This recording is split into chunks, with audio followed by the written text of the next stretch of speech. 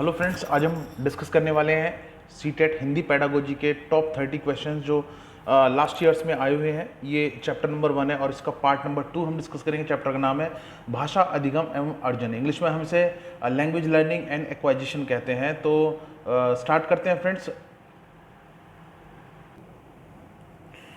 तो friend, start करने से पहले ये बताना चाहता हूँ कि अगर आपने ये सेशन पूरा कंप्लीट देख लिया हमारा, तो ये मान के चलिए कि हिंदी पेडागोजी में आपके 15 मार्क्स जो है वो टोटली 15 आउट ऑफ 15 आपको मिल जाएंगे। ठीक है, तो फ्रेंड्स स्टार्ट करते हैं। भाषा अर्जन और भाषा अधिगम में मुख्य अंतर क्या है? ये सीटेट जुलाई 2013 में पूछा गया था कि अर्जन को हम एक्वाजिशन कहते हैं और अधिगम को हम लर्निंग कहते हैं, इनमें क्या डिफरेंस है बेसिक। तो बेसिक डिफरेंस फ्रेंड्स मैं आपको बता देता हूँ। लैंग्वेज एक्वाजिशन जो होता है यानी अर्जन जो होता है वो स्वतः होता है। स्वाभाविक रूप से जब बच्चे भाषा सीखते हैं, जैसे 2 या 3 साल का कोई बच्चा है, जब वो अपनी मातृभाषा सीख रहा होता है अपने परिवार में रह के, तो ये उसका जो है ये भाषा अर्जन कहलाता है। यानी ठीक है, ये अनकॉन्शियस एफर्ट होता है, जानबूझ के नहीं होता है, वो बस सीखता चला जाता है। ठीक है, भाषा अधिगम यानी लैंग्वेज लर्निंग जो होती है वो एक प्रॉपर उसमें हम मेथड अप्लाई करते हैं। जैसे कि लर्निंग को आप सीख सकते हो, जान सकते हो कि जैसे कोई प्रॉपर ट्रेनिंग दे आपको लैंग्वेज की। जैसे अगर आप कहीं इंग्लिश स्पीकिंग की क्लास ज्वाइन करते हो, ठीक, कोई आपको ट्रेनिंग देता है, ठीक है, तो वहाँ पर हम अधिगम वर्ड यूज़ करते हैं, यानी लर्निंग वर्ड यूज़ करते हैं, और ये कॉन्शियस एफर्ट होता है, यानी जानबूझ के सीखी गई चीज़ को हम अधिगम कहते हैं। ठीक है, अब बात करते हैं हम क्वेश्चन की। तो भाषा अर्जन और अधिगम में जैसे मैंने आपको बताया, डिफाइन कर दिया है। तो पहला ऑप्शन देखिए, पहला ऑप्शन क्या कहता है? भाषा लेखन के अभ्यास को कहते हैं। ठीक है, भाषा लेखन के अभ्यास का, ठीक है, और पाठ्य पुस्तक के अभ्यासों का अभ्यास करने का, ये अंतर होता है अर्जन और अधिगम में। या स्वाभाविकता का या भाषा के नियमों को स्मरण करने का। तो यहाँ जो क्वेश्चन का करेक्ट आंसर ऑप्शन नंबर 3 होगा, ऑप्शन नंबर 3। क्योंकि स्वाभाविक का मतलब है कि स्वतः है, यानी मतलब इसमें कोई एक्स्ट्रा एफर्ट नहीं लगाया गया, स्वाभाविक रूप से आप कोई चीज़ सीख जाते हैं। ठीक है, तो स्वाभाविकता का अंतर है। अधिगम जो है स्वाभाविक नहीं होता है, अर्जन स्वाभाविक होता है, अधिगम तो आप जानबूझ के करते हैं। ठीक है, तो नेक्स्ट क्वेश्चन देखते हैं। नेक्स्ट क्वेश्चन है, अहम केंद्रित भाषा की संकल्पना किसके साथ घनिष्ठ रूप से जुड़ी है? ठीक है, तो अहम केंद्रित भाषा का इस्तेमाल जो है वो प्याजे करते थे। ठीक है, प्याजे कहते थे कि बच्चा जब अपने पॉइंट ऑफ व्यू से ही सोचे, किसी दूसरे के पॉइंट ऑफ व्यू से ना सोचे किसी बात को, तो ये अहम केंद्रित भाषा होती है। ठीक है, ये ऑप्शन नंबर 2 इसका करेक्ट आंसर होगा। ये सीटेट फरवरी 2014 में पूछा गया था। नेक्स्ट क्वेश्चन देखते हैं। वाइगोत्स्की के अनुसार भाषा सीखने, शब्दों को अर्थ देने में डैश डैश की भूमिका को नकारा नहीं जा सकता। तो वाइगोत्स्की क्योंकि सामाजिक अंतःक्रिया पे, सामाजिक और सांस्कृतिक परिवेश को महत्वपूर्ण मानते थे भाषा के विकास में, इसलिए इसका करेक्ट आंसर होगा ऑप्शन नंबर 4। ठीक है, नेक्स्ट, चॉम्स्की के अनुसार बच्चों के पास भाषा सीखने की क्षमता जन्मजात होती है, अतः हिंदी भाषा की कक्षा में बच्चों को, ठीक है, तो चॉम्स्की, नॉम चॉम्स्की जो एक फेमस लिंग्विस्ट, भाषा विज्ञानी हुए हैं, भाषाविद हुए हैं, उनका मानना था कि बच्चा पैदाइशी रूप से, ठीक है, अपने दिमाग में एक हाइपोथेटिकल यानी एक काल्पनिक एक ऐसी डिवाइस लेके पैदा होता है, ठीक है, जिसमें ग्रामर के सारे रूल फिक्स होते हैं। बस आपको बच्चे को विविध भाषाई परिवेश, ठीक है, जिसमें काफ़ी कुछ बोलने चालने के लिए, सुनने के लिए हो, ठीक है, तो वो देना होता है। बच्चे को वोकेबलरी सिखानी होती है और बच्चा उन नियमों का प्रयोग जो उसके पहले से दिमाग में पैदाइशी है उनका प्रयोग करके वो भाषा सीख जाता है। तो चॉम्स्की जो कहते थे, अतः हिंदी भाषा की कक्षा में बच्चों को क्या दिखाना चाहिए? ठीक है, हमें जो है विविध भाषा प्रयोगों से परिचय प्राप्त करने के अवसर दिए जाने चाहिए, यानी बच्चों को डिफरेंट सिचुएशन में कैसी कैसी भाषा प्रयोग करनी है, ऐसे अवसर देने चाहिए कि उनको पता लग सके। ठीक है, तो ऑप्शन नंबर 1 इसका करेक्ट आंसर है। ये क्वेश्चन फ्रेंड्स देखिए जो 2014 में पूछा गया ना, ये क्वेश्चन जो मैं अभी 2013, 2014 और इससे पहले जो पहली वीडियो थी पार्ट 1 था इसका, जिसका डिस्क्रिप्शन में लिंक दे रखा है, ठीक है, तो उन्हीं में से बार बार 14 में, 15 में, 2016, 17, 18 में अलग अलग सेट में ये क्वेश्चन पूछे जाएंगे। लेकिन बेसिक मुद्दा यही रहने वाला है, बेसिक कॉन्सेप्ट जो है, चाहे चॉम्स्की का हो, चाहे वाइगोत्स्की का हो या प्याजे का हो, ये वही रहने वाले हैं, बस शब्दों का थोड़ा इधर उधर करके वो क्वेश्चन घुमा के ऑप्शंस में डालेगा। ठीक है, तो बने रहिए। नेक्स्ट क्वेश्चन पर बढ़ते हैं हम। तो फ्रेंड नेक्स्ट क्वेश्चन है 41, विद्यालय आने से पूर्व बच्चों के पास, तो विद्यालय आने से पूर्व बच्चों के पास क्या होता है? 5000 वाक्य होते हैं? बिल्कुल नहीं। अपनी भाषा की जटिल और समृद्ध संरचनाएं होती हैं। बिल्कुल, ये ऑप्शन नंबर 2 करेक्ट है। क्यों? क्योंकि जब बच्चा स्कूल आता है तो वो 6 वर्ष का हो चुका होता है, क्योंकि 6 से 14 वर्ष ही आरटी एक्ट में लिखा हुआ है। कक्षा पहली में 6 वर्ष का बच्चा प्रवेश लेगा, तो 6 साल का जब बच्चा हो जाता है तो वो अपनी मातृभाषा जो उसके घर में बोली जा रही होती है, आस पड़ोस में जो बोली जा रही होती है, उस पर वो अच्छी खासी कमांड कर लेता है और कठिन से कठिन शब्द भी वो, वाक्य भी वो प्रयोग करता है। ठीक है, तो ऑप्शन नंबर 2 इसका करेक्ट आंसर। नेक्स्ट क्वेश्चन में बढ़ेंगे। भाषा सीखना और भाषा के बारे में सीखना। ठीक है, भाषा सीखना और भाषा के बारे में सीखना। ठीक है, ऑप्शन देखिए, विद्यालय आकलन का सर्वाधिक महत्वपूर्ण हिस्सा है, भाषा विमर्श का हिस्सा नहीं है, दो भिन्न संकल्पनाएं हैं। तो ऑप्शन नंबर 3 ही करेक्ट आंसर होगा। दो भिन्न संकल्पनाएं कॉन्सेप्ट है। कैसे? कि भाषा सीखना, जैसे कि आप बोलना सीख रहे हो, ठीक है, कि कोई भाषा आपको नहीं आती है, आप कोई बच्चा है 3 साल का है, 2 साल का है, तो जब वो भाषा सीख रहा होता है वो तो सिंपली बोलचाल की भाषा सीख रहा होता है। और जब हम भाषा के बारे में सीखते हैं तो भाषा का इतिहास, भूगोल यानी लिटरेचर, उसका साहित्य है, ठीक है, उस चीज़ के बारे में यहाँ बताया गया है। तो ये दोनों ही अलग अलग कॉन्सेप्ट है। भाषा सीखना सिर्फ बोलचाल की भाषा प्रयोग करना सीखना होता है, और भाषा के बारे में सीखना उसका साहित्य भी जानने के बारे में ये बात कही गई है। तो ऑप्शन नंबर 3 इसका करेक्ट आंसर है। नेक्स्ट क्वेश्चन देखते हैं। बच्चों को समृद्ध भाषिक परिवेश उपलब्ध कराने में कौन सहजता से योगदान दे सकता है, सकते हैं? ठीक है, तो समृद्ध भाषिक परिवेश का मतलब है कि एनरिच्ड एनवायरमेंट, जहाँ पे भाषा अधिक से अधिक प्रयोग होती हो और बच्चे सुन के सीखें। ठीक है, तो पहला ऑप्शन देखते हैं। भाषा प्रयोगशाला के अभ्यास, स्वयं शिक्षक का भाषा प्रयोग, कक्षा में प्रदर्शित चार्ट या पुस्तकालय में रखी पुस्तकें। तो क्योंकि सबसे ज़्यादा इम्पोर्टेंट भाषा शिक्षा की क्लास में जो होता है वो एक शिक्षक का इम्पोर्टेंस होती है, तो यहाँ पर अगर शिक्षक ही भाषा प्रयोग अच्छे से नहीं कर पाएगा, समृद्ध भाषा परिवेश नहीं दे ला पाएगा, तो कैसे काम चलेगा? तो यहाँ ऑप्शन नंबर 2 इसका करेक्ट आंसर है। स्वयं शिक्षक का भाषा प्रयोग जो है वो समृद्ध होना चाहिए, एनरिच्ड वोकेबलरी होनी चाहिए, अलग अलग तरीके से वो बच्चों को बोलचाल की भाषा सिखा सके, ठीक है, बता सके। तो ऑप्शन नंबर 2 करेक्ट आंसर है। 2014 में पूछा गया था सीटेट में, याद रखिए क्वेश्चन रिपीट होंगे। 14 का क्वेश्चन 16, 18, 19 में भी पूछा गया है, वो मैं भी डिस्कस कराऊंगा। 2019 तक के क्वेश्चन हम डिस्कस करेंगे। अंत्यवाक की संकल्पना किससे संबंधित है? अंत्यवाक, तो इसका करेक्ट आंसर होगा फ्रेंड्स वाइगोत्स्की। अब इसको समझते हैं। देखिए, अंत्यवाक, वाइगोत्स्की ने 3 तरह की स्पीच के बारे में बात की। एक तो सोशल स्पीच, ठीक है, और इनर स्पीच, और एक प्राइवेट स्पीच। प्राइवेट स्पीच से जुड़ा हुआ क्वेश्चन जिसे हम हिंदी में पूछा जाएगा व्यक्तिगत वाक। तो व्यक्तिगत वाक किससे संबंधित है? वो वाइगोत्स्की से ही संबंधित है। व्यक्तिगत वाक में बच्चा क्या करता है? वाक मतलब बोलना, ठीक है, बातचीत। तो व्यक्तिगत वाक में यानी प्राइवेट स्पीच में बच्चा क्या करता है? अपने आप से बात करके अपने कार्यों को डायरेक्ट करता है, निर्देशित करता है अपने आप को, ठीक है। अंत्यवाक इसी से जुड़ा हुआ है। जब प्राइवेट स्पीच, ठीक है, इनर कॉन्शियस में चली जाती है, ठीक है, तो वो इनर स्पीच कहला जाती है, ठीक है। तो इनर स्पीच और प्राइवेट स्पीच दोनों ही कॉन्सेप्ट जो है वाइगोत्स्की ने दिए थे। अंत्यवाक, अच्छा एक चीज़ और जानते हैं इससे पहले कि अंत्यवाक से जुड़ा ही एक टर्म है जिसे हमने अभी अहम केंद्रित भाषा जाना था, जो प्याजे से संबंधित है। इसको इंग्लिश में इगोसेंट्रिज्म कहते हैं, ठीक है। तो ये दोनों तरह की भाषा अलग अलग संदर्भ में प्रदर्शित की गई है आप अपने एक बच्चे से संबंधित ही, ठीक है। तो जब बात आएगी अहम केंद्रित भाषा की यानी इकोसेंट्रिज्म की, तो वो जीन पियाजे द्वारा कॉन्सेप्ट दिया गया है।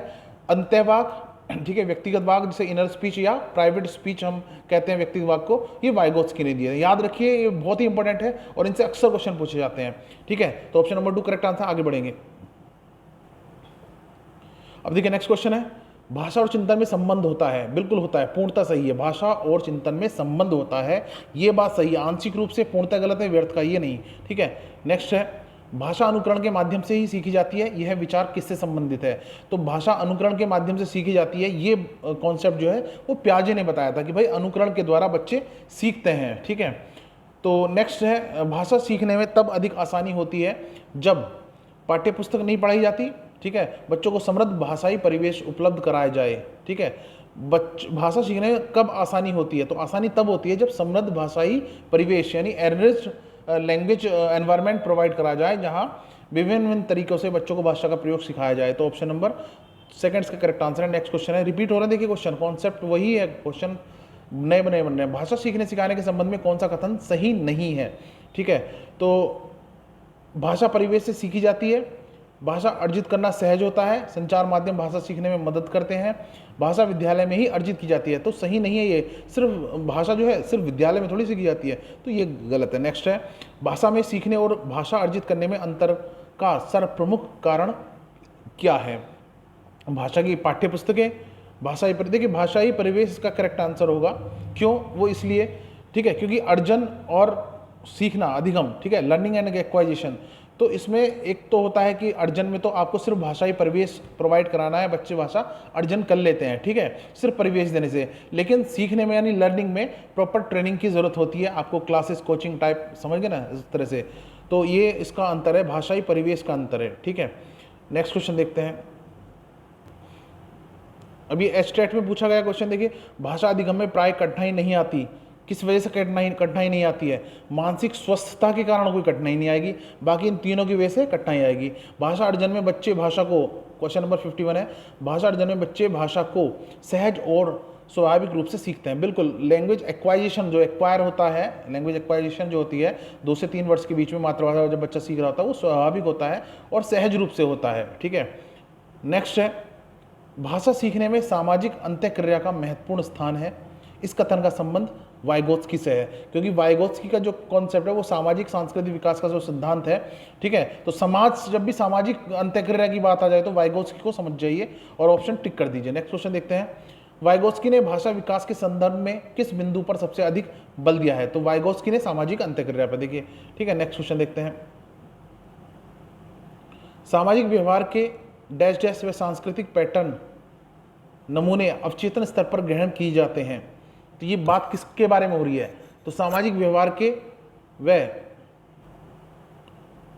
भाषिक आएगा यहाँ, सामाजिक व्यवहार के भाषिक व सांस्कृतिक पैटर्न नमूने अवचेतन स्तर पर ग्रहण किए जाते हैं, ठीक है। तो ये अवचेतन मन में, ठीक है, ग्रहण हो जाते हैं जब बच्चे इस अपने समाज में जो पॉपुलर भाषा है, यानी उसकी जो आस पड़ोस में बोले जाने वाली भाषा है, ठीक है, जब वो उनको सुनता है, उनके बीच में रहता है, तो ये उसके दिमाग में सेट हो जाते हैं, पैटर्न जो है पर्टिकुलर पैटर्न उसके दिमाग में सेट हो जाते हैं, किस बात को कैसे बोला जाना है। तो यहाँ भाषिक आएगा। नेक्स्ट क्वेश्चन देखते हैं, भाषा हमारी डैश डैश को व्यवस्थित करती है, व्याकरणिक चेतना, खेल क्रिया, सामाजिक व्यवहार या विचार प्रक्रिया। तो जो भाषा होती है वो हमारी विचार प्रक्रिया को व्यवस्थित करती है, यानी हमारे विचार किस तरह से आने चाहिए, जो हम बोल रहे हैं, ठीक है, तो उसको व्यवस्थित करती है, हमारे विचारों को व्यवस्थित ढंग से प्रदर्शित करती है भाषा। भाषा का उद्देश्य मुख्य रूप से यही तो है, ठीक है। नेक्स्ट क्वेश्चन देखते हैं, पहली दूसरी कक्षा के बच्चों के साथ भाषा सीखने के लिए जरूरी है कि उन्हें, ठीक है, जरूरी है कि उन्हें बात कहने के तरीकों का अभ्यास करा जाए, कविता गाने के पारस्परिक संवाद के लिए प्रोत्साहित किया जाए। तो जब भी क्वेश्चन में ऑप्शन इस तरह का आएगा कि उनको प्रोत्साहित किया जाए पारस्परिक संवाद के लिए, यानी आपस में मिलजुल कर वो बातचीत करें, तो एक तरह से परिवेश यानी एनवायरनमेंट दिया जा रहा है, बच्चों को अवसर प्रदान किए जा रहे हैं बोलने के लिए। तो जब भी बात आएगी अवसर प्रदान करने की, तो वही ऑप्शन जो है क्वेश्चन में ऑप्शन ठीक होगा, क्वेश्चन चाहे कुछ भी हो। एक कॉन्सेप्ट इस तरह से भी आप समझिए, ठीक है। भाषा अर्जन के संबंध में कौन सा कथन उचित नहीं है? कौन सा कथन उचित नहीं है? बिना विद्यालय गए भाषा अर्जन संभव है, तो ये तो सही है, ऑप्शन नंबर 3। भाषा अर्जन के लिए नियम सिखाए जाते हैं? बिल्कुल नहीं सिखाए जाते। खास बात यही है, अधिगम और अर्जन में, भाषा के अधिगम और अर्जन में, यानी लर्निंग और एक्वाइजेशन में, लर्निंग में नियम सिखाए जाते हैं, अर्जन में यानी एक्वाइजेशन में नियम नहीं सिखाए जाते हैं। स्वाभाविक रूप से, सहज रूप से, ठीक है, अनकॉन्शियसली, ठीक है, अनजाने में ही बच्चा भाषा सीख जाता है, ठीक है। नेक्स्ट क्वेश्चन देखेंगे, 58 है, भाषा शिक्षण का आदर्श वातावरण है। भाषागत शुद्धता पर बल देना, अध्यापक का एकलाप, श्रव्य दृश्य सामग्री का प्रचुर उपयोग, विद्यार्थियों को अभिव्यक्ति की पूरी आज़ादी। तो ऑप्शन नंबर 1 इसका करेक्ट आंसर होगा। जब अभिव्यक्ति की आज़ादी मिलेगी तो ऐसा जहां ऑप्शन आए कि बच्चों को बोलने का अवसर प्रदान किया जाए, तो वो ऑप्शन सही होता है, और यहाँ भी भाषा के संदर्भ में भी सही होगा।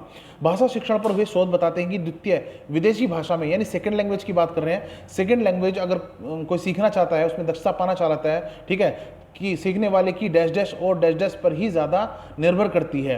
तो अगर कोई बच्चा द्वितीय भाषा, यानी जैसे किसी की मातृभाषा हिंदी है, अगर वो सेकंड लैंग्वेज यानी इंग्लिश को भी अच्छे से सीखना चाहता है, दक्ष होना चाहता है, तो उसकी अभिवृत्ति, ठीक है, यानी एप्टीट्यूड कैसा है और मोटिवेशन लेवल कैसा है, इस बात पर निर्भर करता है। उसका एप्टीट्यूड अच्छा है, वो सीखने में रुचि ले रहा है, ठीक है, और वो अभिप्रेरित भी है, मोटिवेटेड भी है, तो वो सीख जाएगा, ठीक है। तो इस बात पर ही निर्भर करती है कि वो सेकंड लैंग्वेज कैसे सीखेगा। नेक्स्ट क्वेश्चन देखते हैं, अंत्यवाक की बात आ गई तो फिर से हम बात करेंगे अंत्यवाक यानी वाइगोत्स्की। अगर व्यक्तिगत वाक की भी बात आती है तब भी वाइगोत्स्की, ठीक है, इनर स्पीच और प्राइवेट स्पीच, ठीक है। पियाजे के अनुसार भाषा अन्य संज्ञानात्मक तंत्रों की भांति परिवेश के साथ डैश डैश के माध्यम से विकसित होती है। तो बात हो रही है हमारे संज्ञानात्मक तंत्रों की भाषा परिवेश के साथ, तो परिवेश के साथ यानी अपने वातावरण के साथ जब अंतःक्रिया करते हैं, इंटरेक्शन करते हैं। अंतःक्रिया का मतलब होता है इंटरेक्ट करना, अपने समाज में जाके इंटरेक्ट करना, परिवेश में जाके इंटरेक्ट करना। तो फ्रेंड जैसे आप देख रहे हो कि भाषा विज्ञानी जो लैंग्वेज